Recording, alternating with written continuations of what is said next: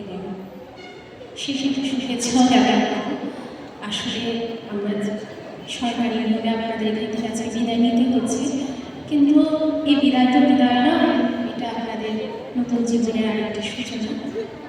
তো আমি আজকে আমার ইচ্ছে হয়েছে বলে আমি একটা গান করছি। আমি এই গানটা করবার মতো হয়তো আমার সেই ক্ষমতা নেই, একমাত্র ইচ্ছার বসে আমি গানটা করছি।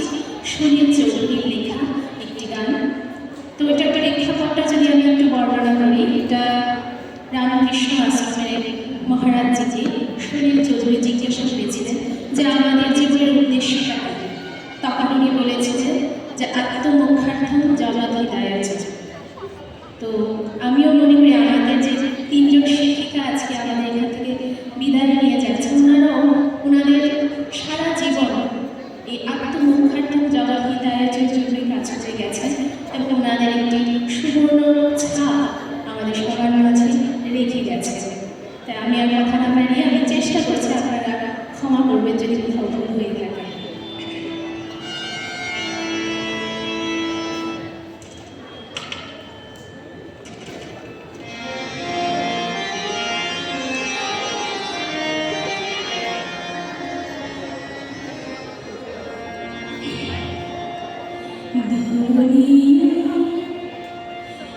পথে পথে ধুলি হয়ে রয়ে যাব এই কামনা,